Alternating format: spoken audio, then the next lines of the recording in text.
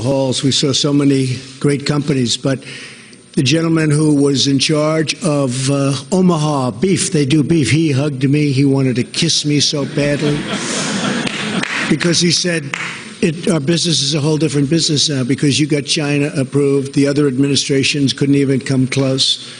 And I told him, you know how long it took? One sentence. I said, President Xi, we'd love to sell beef back in China again. He said, you can do that. That was the end of that, right? Sonny, the great Sonny Perdue. So we're very happy, but we're here today to celebrate American manufacturing and to showcase the amazing products from all 50 states made in the USA. Remember in the old days, they used to have made in the USA, made in America, but made in the USA. We're going to start doing that again. We're going to put that brand on our product because it means it's the best. In just a few months and moments, I will say what we've done over a short period of time and what we're going to be doing over the next 6 months will be incredible. We've signed more bills, and I'm talking about through the legislature, than any president ever. For a while, Harry Truman had us. And now I think we have everybody, Mike. I better say think, otherwise they'll give me a Pinocchio.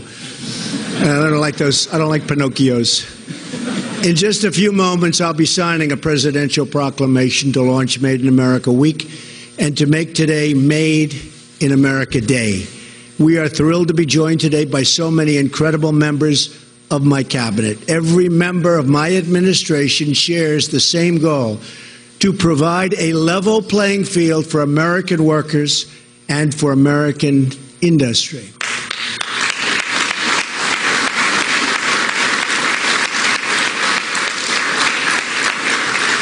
And we are providing it much faster than other countries would like. So it's been really a pleasure.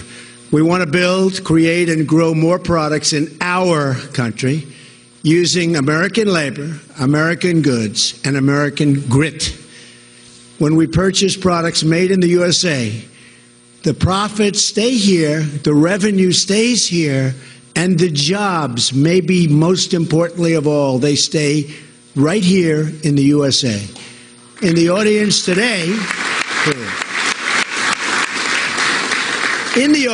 today, we have skilled workers. We have business leaders whose American-made goods we're proudly displaying all over the White House and outside. I saw fire engines. I saw tractors from Caterpillar. I saw some incredible machinery. Make it right here. We thank you for being here. We're honored to showcase your creations, and I will say they've really taken on, and some of you have built names that I know of for so long, and it's congratulations, right? You in particular. What a great job you've done. Thank you very much. And I saw you on television this morning. You were fantastic.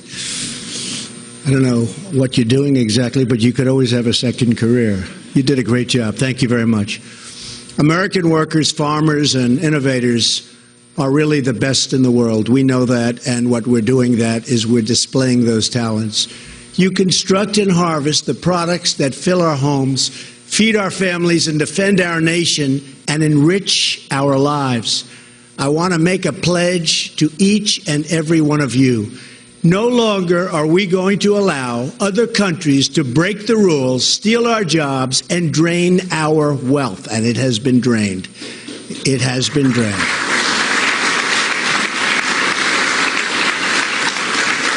You're going to see a lot of things happening over the next 6 months, you know, statutorily and through a lot of different through the legal process. It takes a while to get it set so that you're allowed to do it. You're not allowed to do it, but we've now mostly fulfilled all of that, and over the next short period of time, you're going to see things announced that you won't even believe for our country and for selling product in our country and making product in our country and things that are great for American jobs. You're going to be seeing that happening really quickly because we are totally set up, and the hard part now is done. It is a long, horrible process, but we're going to also get rid of some of that process for the future. But we're going to stand up for our companies and maybe most importantly for our workers. For decades, Washington has allowed other nations to wipe out millions of American jobs through unfair trade practices. Wait till you see what's up for you. You are going to be so happy.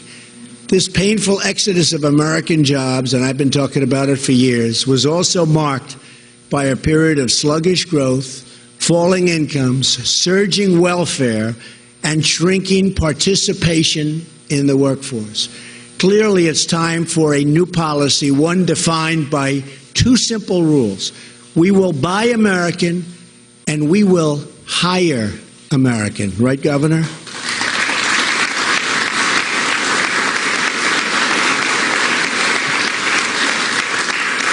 My administration is removing the burdens and regulations on your companies so that you can compete, thrive, and grow. How many of you have noticed this so far? Because it's a big, big difference. Big difference. The people are coming up to me. They can't even believe it. We took the farmers' land away. We took the home builders' land away.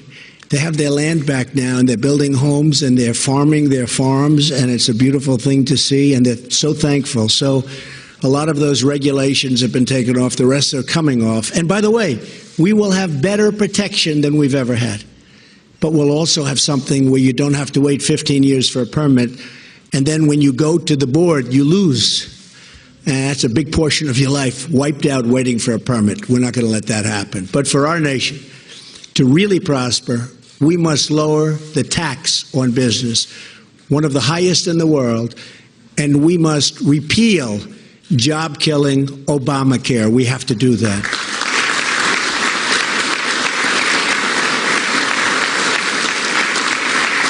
And I can tell you, we hope John McCain gets better very soon, because we miss him. He's a crusty voice in Washington. Plus, we need his vote. And he'll be back, and he will be back sooner than somebody else would be back. He'll be back soon.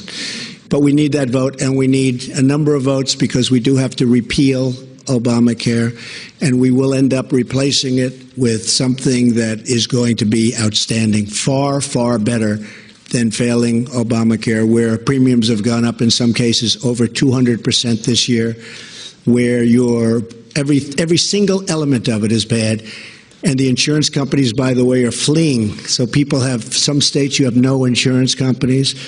And we have some governors here, and we have senators here, and we have congressmen here, and women.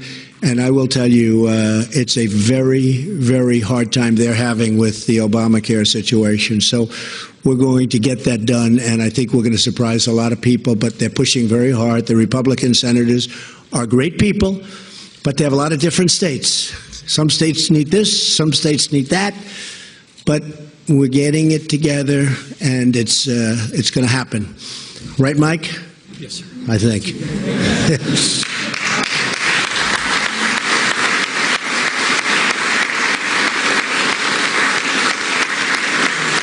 And when it does happen, that will be a big day in America, believe me, big day in America.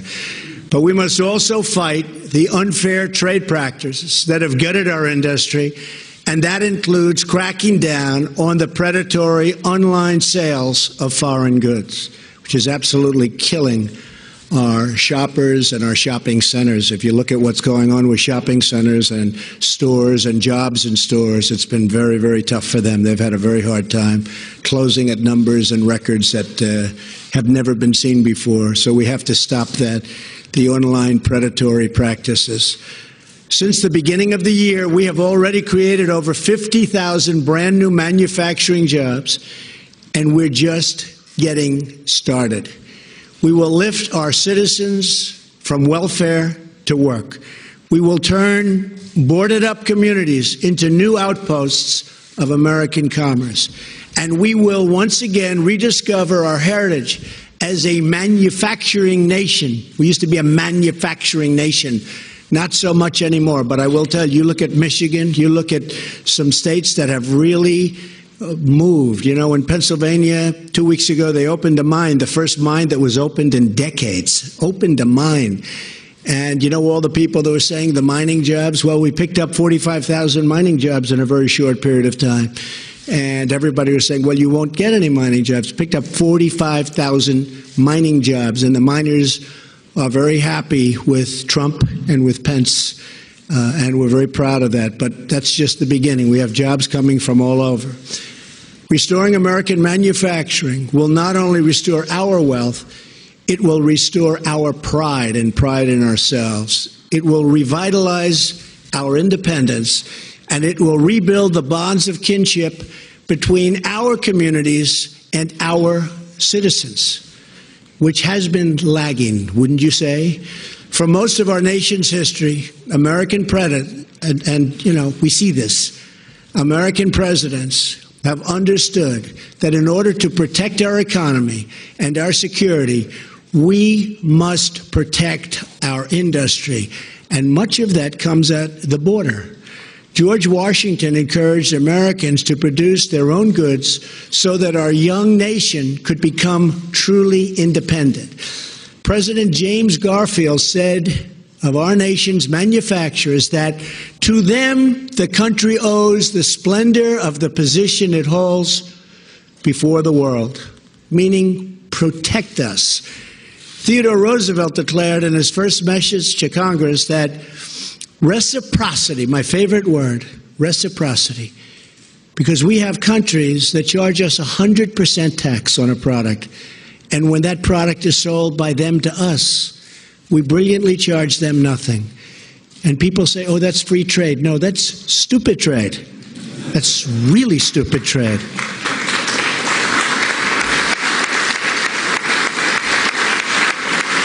It's incredible. You'll actually have people who, no, we can't do that. That's free trade. It's just, that's so incredible. But what are you going to? Oh, what happens in Washington, you just wouldn't believe the things. But reciprocity must be treated as the handmaiden of protection.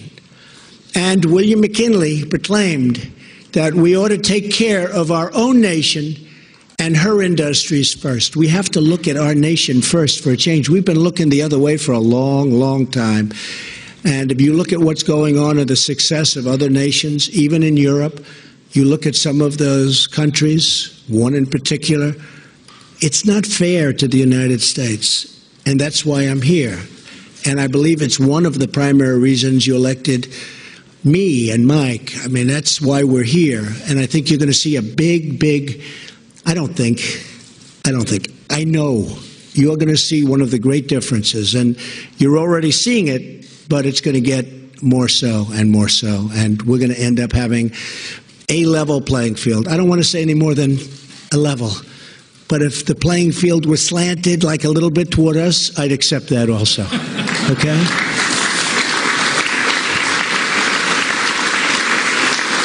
So once again, we will celebrate craftsmen, producers, innovators like the incredible men and women in this room today. We will protect our workers, promote our industry, and be proud of our history because we will put America first. America will be first again. We will make America great again. Remember that. And we'll meet in this same room in a year and in 2 years, and you'll see what happened. Thank you all for being here. God bless you, and God bless America. Thank you very much. Thank you. Thank you. All right, the president of the White House wrapping up a very quick and to the point Made in America event here where he is recognizing those products made in this country. Of course, many of his critics are seized on the fact that Donald Trump and his daughter, and a lot of their goods have been made abroad. The president was very quick to point out, and many of his surrogates have been quick to point out that that was necessary because it is so burdensome in this country to make things here between rules and regulations. But let's listen to the president on that. You see it with the job numbers. You see it with the stock market, which hit an all-time high every day for quite a while now. You see it with so many other things. And most importantly, perhaps, you see it with the manufacturers. Their level of enthusiasm is greater now than at any time since they've been taking this type of poll. And I believe it's 28 years old. So people are enthused. Are you all enthused? Yes, absolutely.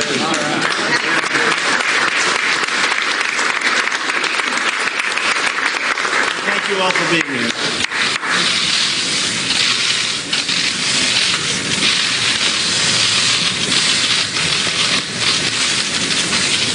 So who gets this now? Who should get this? Huh? Who's the greatest? I'll take it. My wife. Who has the most jobs in the group here? In the most jobs? That was the least. Oh, yeah, behind you. Good. Yeah, nice. Wow. Thank you, everybody.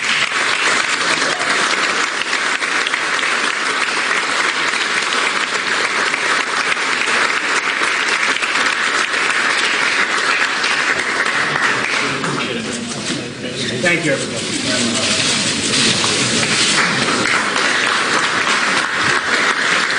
All right, we're going to continue monitoring this. The president signing a Made in America proclamation is not executive order, but recognizing that this administration will be spearheading efforts to make more products in the United States. I said that his surrogates came to the president's defense to say that even though a number of his products back in his businessman days came from abroad and were made abroad, and his daughter's products similarly, that wouldn't be necessary under some of the changes that the president envisions, cutting back on rules and regulations, bureaucracy that makes it difficult for U.S. manufacturers to make things here, combined with those regulations that he would curtail and taxes that he would lower dramatically, and a health care plan that he says is still in the offing and will be very constructive for the business community, that those days are gone where anyone has to look abroad to make their stuff. He did touch on something interesting, though, and it was almost in passing when he referred to goods that are made abroad or that we sell abroad, and they slap a tax on it, foreigners do, and sell it back here with that tax, that there's got to be a way to respond to that. That would be, again, like a border or an import tax that supposedly had been sort of poo-pooed and put away. The president, though, for the benefit of that audience, saying that maybe that is not really fair trade. So whether that is inviting or resurrecting something like a border tax or an import tax, maybe I'm leaping on that one, but it was an interesting little aside the president had. To Chad Pergram, our Capitol Hill senior producer, on what he makes of all of this, the president making it very, very clear that he wants to see and expects to see, despite a crusty John McCain's brief medical leave this week, that he will get one. Will he? What do you think, Chad? Well, the question is how long John McCain will be out. And what John McCain's absence revealed is just how shaky the vote count is. There are 52 Republicans in the Senate, and they have to have at least 51 to proceed to start the debate on the health care bill. Now, Rand Paul of Kentucky and Susan Collins of Maine said they were no's. And as soon as John McCain, who had some reservations about this bill, his office announced that he wasn't going to be here for at least a week due to his medical issue, you went down to a maximum of 49 yeas to get to the bill. Out of 99 senators here, that's not enough. You can't get there. So Mitch McConnell, the majority leader, he needs John McCain here, and he needs him to vote yes, Neil. Very much. I want to go to Senator John Thune right now. He is the Republican conference chairman, and he can maybe give me a read on this. Senator, it's always good having you. Thanks, Neil. Okay. So it was interesting the president referring to John McCain, with whom he's had a sort of an acrimonious relationship, referring to him as the crusty senator and all. They've had their run-ins, but he wants obviously John McCain back to vote on this health care package. Is it a gimme that vote would be yes? What do you think? Well, we all know John McCain's a very independent person, Neil. He'll make up his own mind about how to vote, but we want him here to vote, and we know that he will do everything he can to get here. That's his nature. He is one tough, fierce guy, and if he has to drive back, he'll drive back. If he has to hitchhike, whatever it takes, he'll get here. But we need him here. We need to have everybody here to have this vote. It's an important vote for the country. It's an important vote for people who have been in this Obamacare system that is absolutely in a death spiral, and we've got to fix that. So it's high time to vote, and as soon as we can get Senator McCain and all Republican senators here, we'll move forward.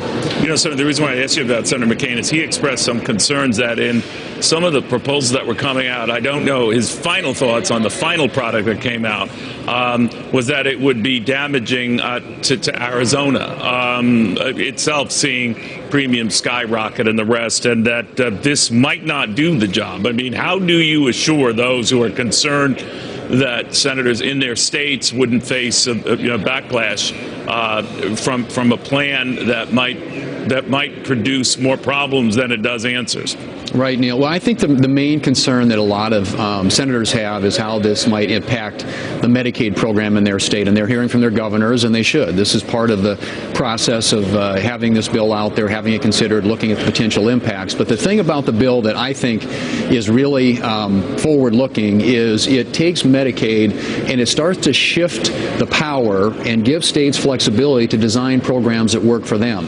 That generates efficiencies. That generates savings. The reasons that you see CBO is scoring this is achieving a huge amount of savings over the course of the next decade, because they recognize when you get this program out of Washington, D.C. and allow governors and state legislatures to run this program, it'll work a lot more efficiently and it'll save significant amounts of money. So I'm hoping that as governors look at it, as individual senators hearing from their governors, take a look at what the impacts of the bill will be, they'll come to the conclusion in the long run this is a much better model, a much better approach for addressing the health care needs of the people in their states and getting the power and the control and the mandates and all the requirements that come with Washington, D.C. out of the way.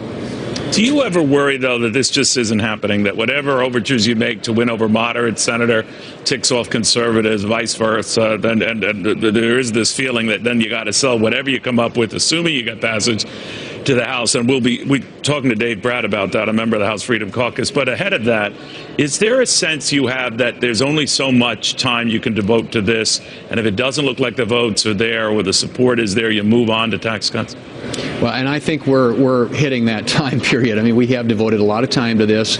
There have been countless meetings. All Republican senators have been involved. Of course, the House has already moved their version of the bill. If we can get this across the finish line in the Senate, Neil, I hope the House will either pick up our bill or quickly move to conference with the Senate so we can put a bill. But is there a time frame on that, Senator?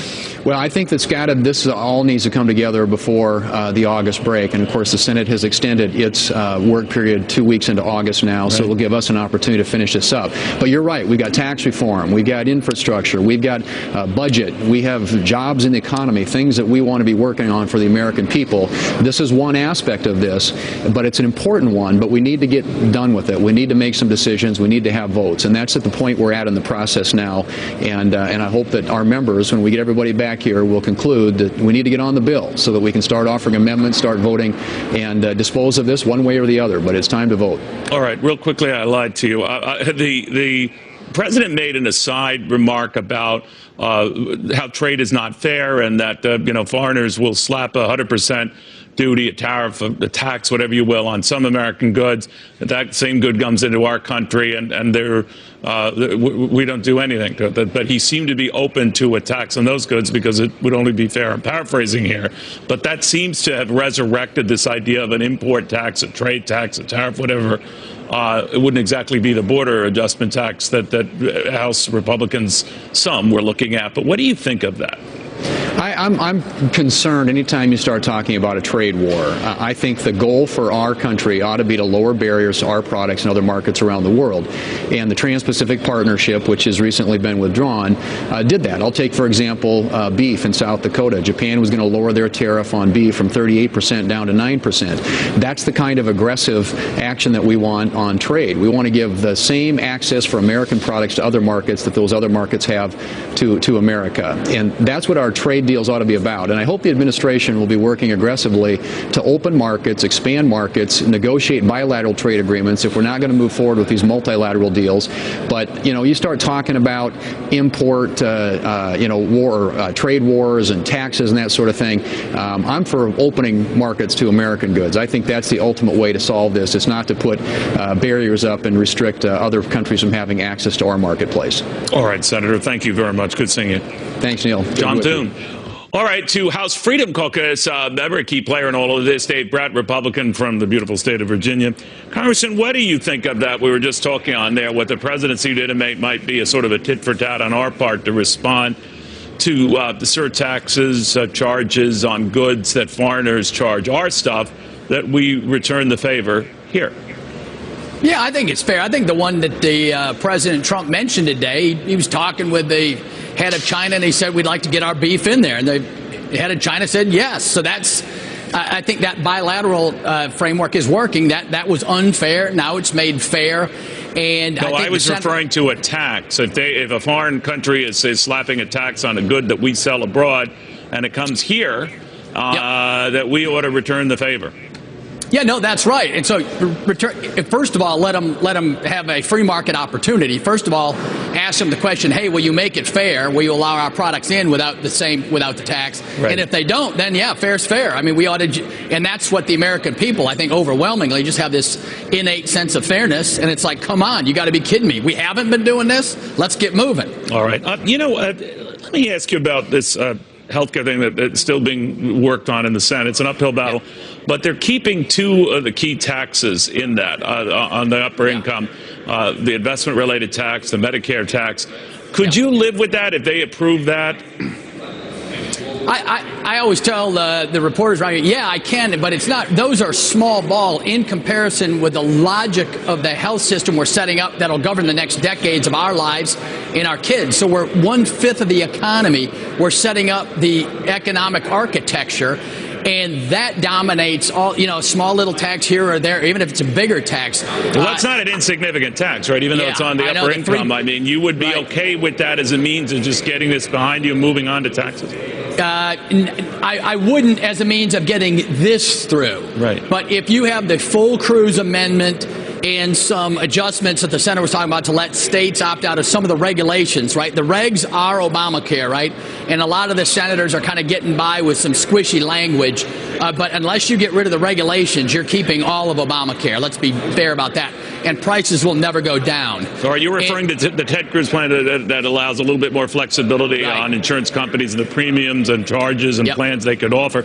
But is it your sense that even some of your members and some of the more conservative colleagues, and they're good friends with, that they could accept that as well, if it could pave the way for at least getting Obamacare as we know it done, that anything would be better than that? Is that the thinking?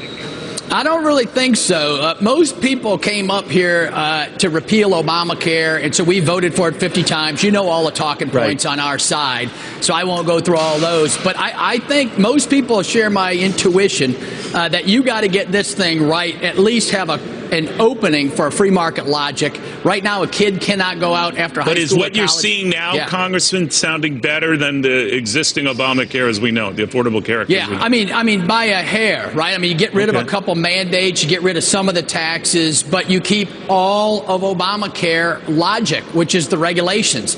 And that's what prohibits someone from going out and get a cheap policy, and that's what keeps prices going up 20% every year. I see. And right now you're paying $17,000 for your family of 4. If prices go up 20% for 5 years, it's doubled. It's $34,000. Good luck. Yeah, very good at the math. I can understand why you were a professor. All right, Dave Pratt, thank you very, very much. Hey, thank you, Neil. Anytime. All right, a remarkable and a continued development there that many in the House would be open to something that is at least a little bit more market friendly, some potential tax hikes and all. Stick around.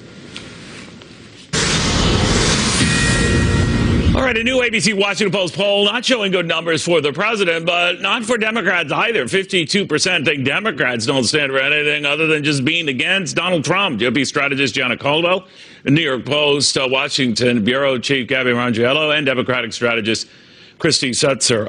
Gianna, what's interesting here is as dim a view as Americans seem to have so far of the president collectively, they don't have a much more promising view of the Democrats. What do you make of that? Well, I mean, it's pretty obvious the Democrats haven't given any hope for the future. No highlights outside of "Have you seen the other guy?" which is their new campaign slogan. So it looks very dim, and I actually feel fairly sorry for those guys because I think it's going to continue to be dim and to the point of view that there will be no challenges for Republicans, which we need to have some form of opposition so we can continue to do great work for the American people. But moving on, though, when it comes to these particular poll numbers, I see two big reasons for it. I think it's President Trump, particularly petty behavior on Twitter, and also the 93% of news media that's truly against President Trump. So I think that's the biggest issue that's relating to these poll numbers. You know, Christy, looking at it, Americans seem to be very cynical about this, saying that, Democrats are only railing to the degree they are just to be against something and not for something. How do you caution Democrats to disavow those Americans of that notion? There's a couple different dynamics going on here. The first is that I think it's difficult when you're in the minority, especially as Democrats are in the minority with all branches of government right now, to get across a contrast message to show how you're different, not just against the person who's in power. So that's going to be, the case regardless. But I also do think that they're in a sort of particularly interesting situation where, whether you love him or hate him, Donald Trump is very, very good at dominating the airwaves and sucking up all the oxygen in the room, right? So it's really hard, again, to get out a message that's something other than just no, not that.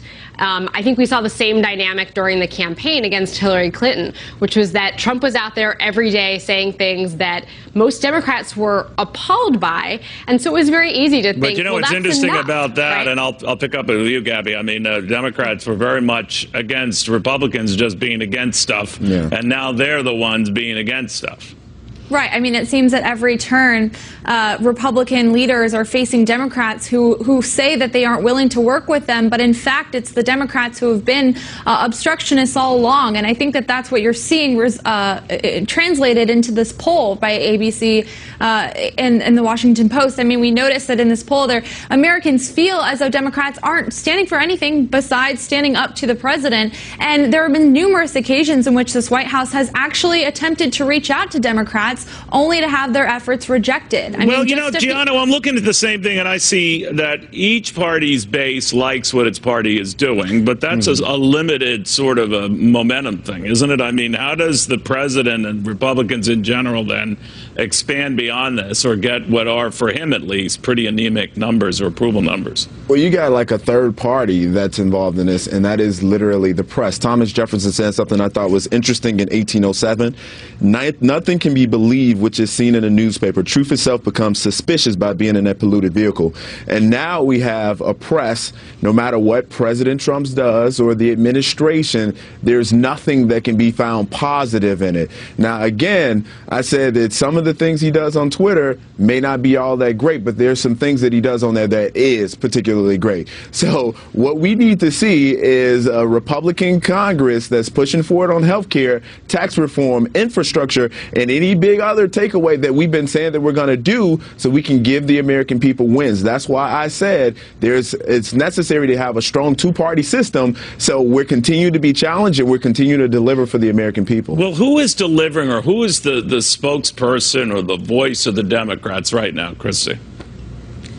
That's hard to say. Again, when you don't actually control anything, that is hard to say. Nancy Pelosi, Hillary Clinton. Yeah, no, that's not true. I mean, Hillary Clinton hasn't been visible in 7 months. But she was visible last week, wasn't she? Gianno said two different really interesting things. He said, one, it's all the news media's fault, and two, which I agree with him on, that Republicans haven't done anything yet. They have controlled all levers of government and yet had a big fat goose egg in terms of accomplishment. Well, they need a legislative. Gabby, real quickly, they do need a legislative win, right? They do need that. But even if Republicans don't have a major legislative victory in the coming months, I still think that Democrats are in a really difficult position, especially going into the midterm elections in 2018. I mean, if they can't find a way to reach out to American people beyond the coastal elites, the big cities, and elite college campuses to actually make Americans feel as though they stand for something, then they're in just as much trouble as a Republican Party that has failed to pass anything in Congress. All right, guys, I want to thank you all very, very much. I want to pass along this quick little news item as these fine folks are talking. Protesters are now in Mitch McConnell's office demonstrating about the health care bill. Apparently, they're not happy with what they're hearing. We're keeping an eye on it for you. But again, it's an uphill battle for the Senate leader regardless. These protesters are saying that it is cold and unfair, heartless, and a lot more. We'll have more to this.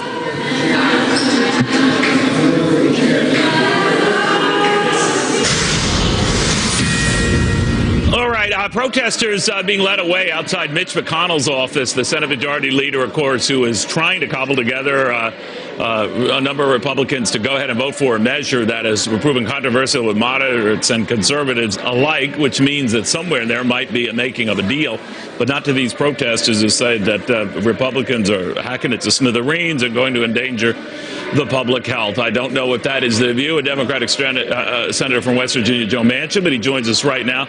You're familiar with these kind of protests, Senator? They happen all the time, but they're picking up a pace right now, and those against what Republicans are putting up are saying that it is cruel and inhumane. Do you think what they're concocting is cruel and inhumane? Well, in West Virginia, every demographic gets hit, very hard. And what we're saying is let's sit down and work through. We know that the private exchange is serious problems and private markets are hurting. We can help there. Also, we have people that we've given 20 million people the wealth of health care and no instructions how to use it in the most effective and efficient manner. So we know there's great savings there. But before you throw people off for the sake of saving, you ought to at least give them a chance to earn it and show them how to live a better quality of life. That's what we're trying to do, Neil. This plan, Senator, keeps intact for the time being these the taxes that are prominent in Obamacare, the Affordable Care Act, as we know them, on investment income and on Medicare for the well-to-do. Are you okay with that? Yeah, the taxes, I think, once you start removing any of the money before you start fixing the product in the market, if you will, you've got serious problems because then you're behind the 8 ball trying to catch up and you're going to be hurting people and putting undue harm to them. And it's just, we don't need to do that. There's some of those taxes they've kept intact. The tax on the wealthy, 3.8, is staying. But there's a few other ones that are still removing some other taxes too. And still, with everything being said and done, they're still expecting about $700 billion in reduction of services or cuts of Medicaid over a period of time.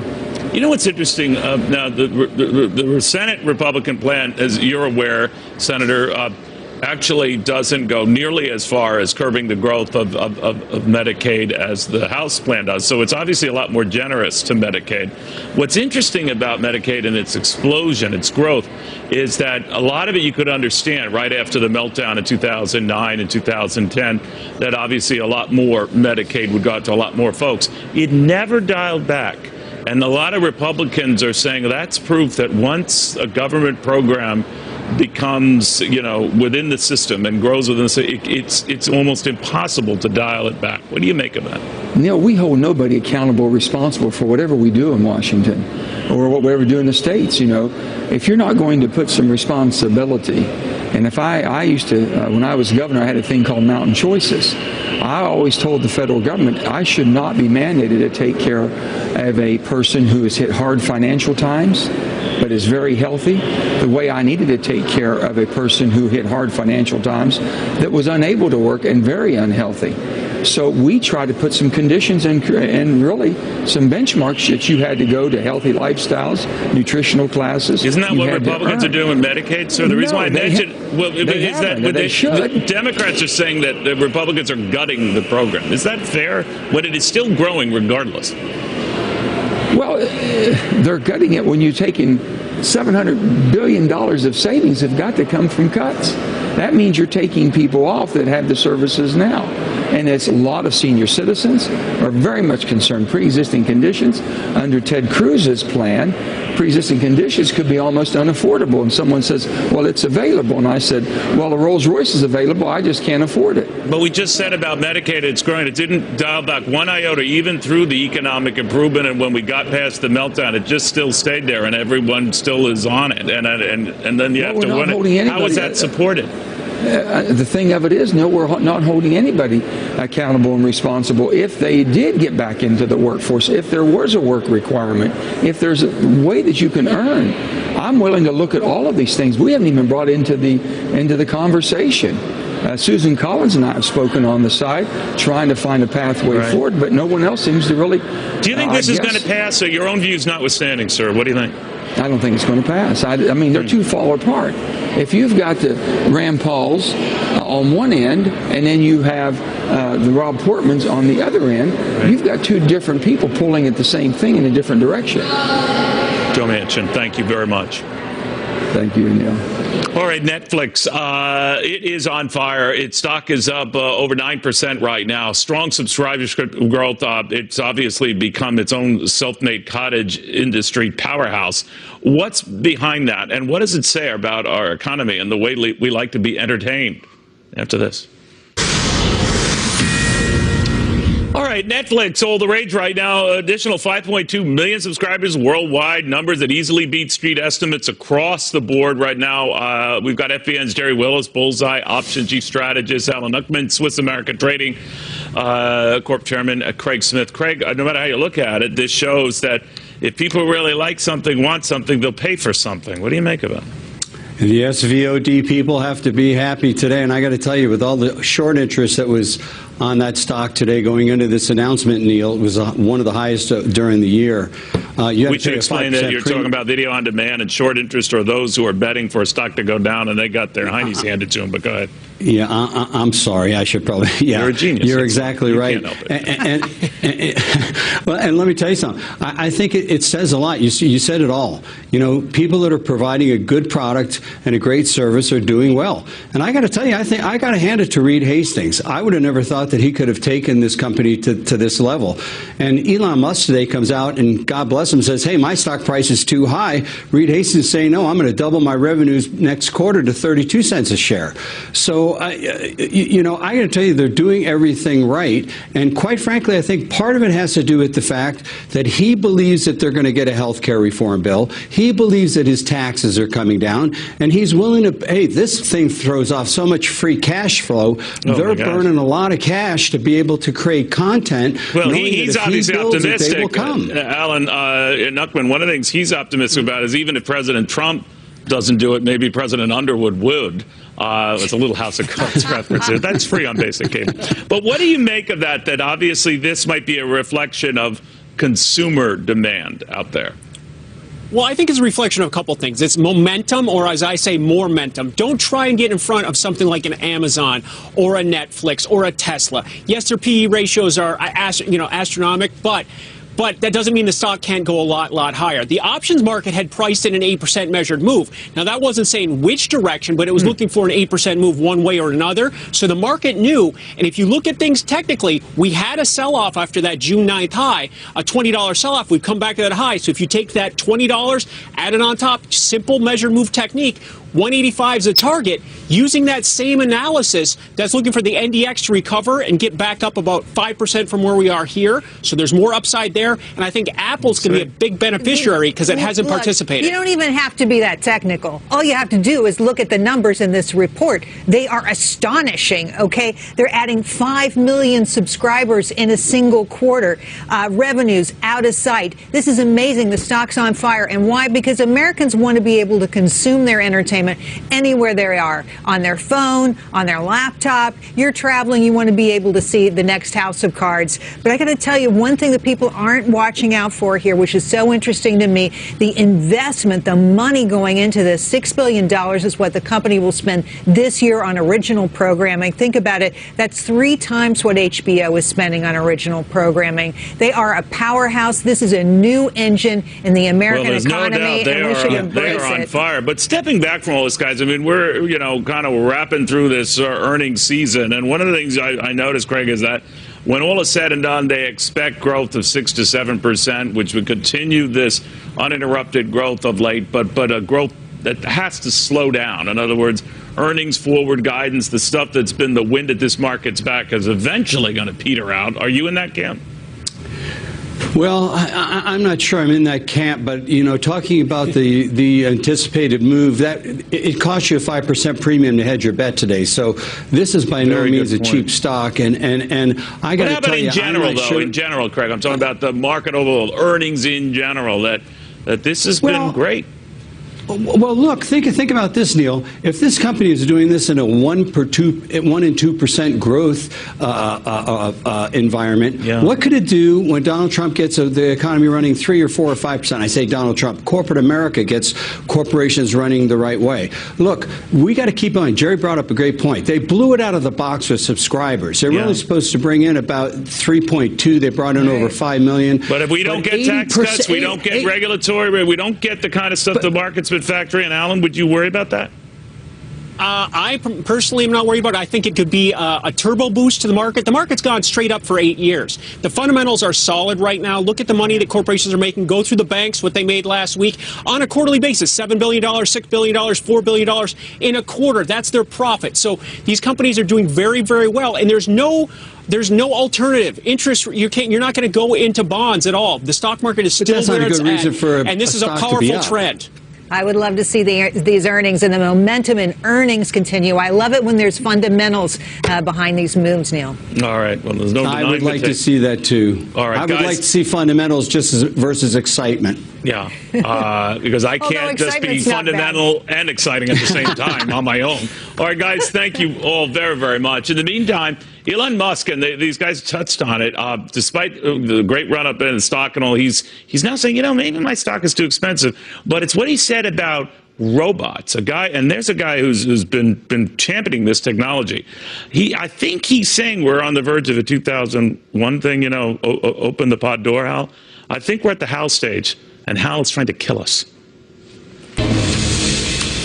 You don't hear this often. Tesla founder Elon Musk says that we need government regulations to prevent robots from replacing human beings. Is he onto something or just on something? Because it's interesting. Charlie Gasparino of Fox Business Network fame, who is himself a robot. You love robots as long as they would make pumpkin spice lattes on demand. Absolutely, yeah, and some, pasta mine. I digress. But you know what was weird about him saying it is he's the leader of the technology doing it, right?